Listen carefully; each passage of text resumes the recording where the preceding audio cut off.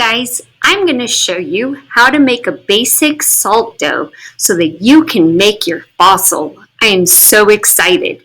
Now my recipe called for a half cup of flour. A half cup of flour is enough dough that you can make dough for all your brothers and sisters if you have brothers and sisters. So I'm actually splitting mine in half.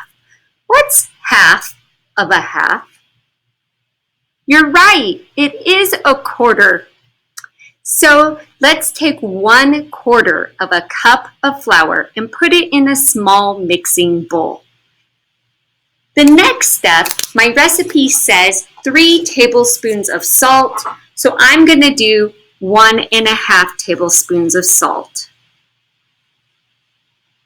There's 1, and I can guesstimate a half.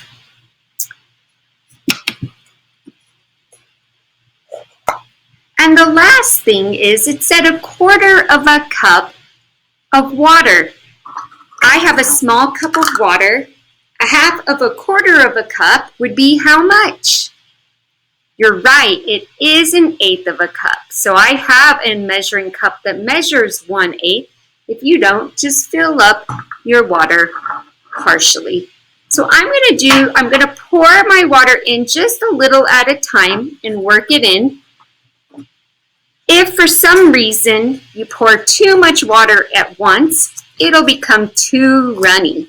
You want your dough to stick together. Don't want runny dough.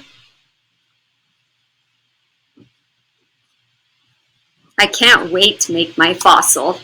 Okay, it looks like I need a little bit more water, so I am going to pour in a little more.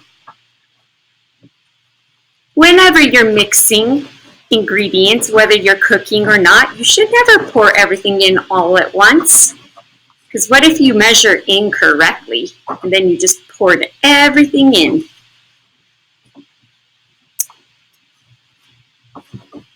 Okay, I'm going to pour a little bit more. Now you may need a little more water or a little less water depending on what you're trying to do. You want your dough to look like little granules.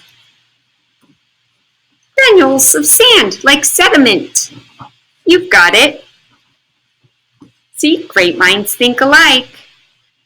Okay, so it's starting to stick.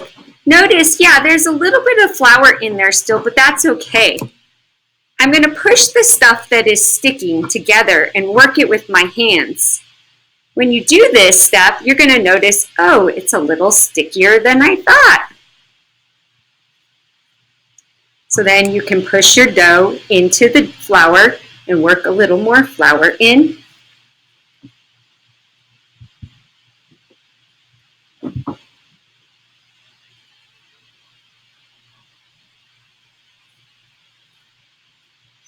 So I'm going to work this until it doesn't stick on my hands anymore. It's doing pretty good. It's almost there. It'll work for what I need it for. Now, obviously, I don't need this whole piece of dough for one little fossil, so I'm going to move that.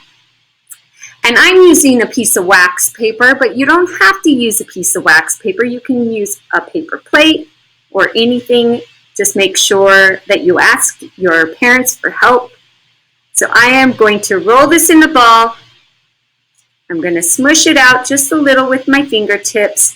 And then whatever item you've taken to imprint,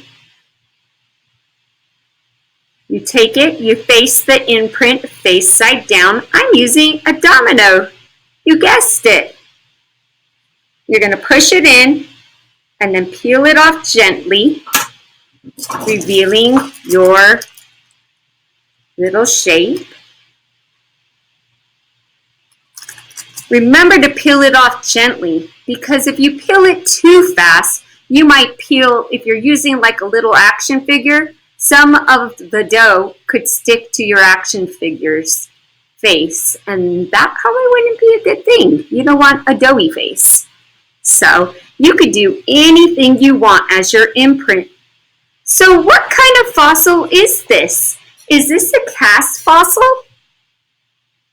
Is this a mold fossil? Or is this a trace fossil?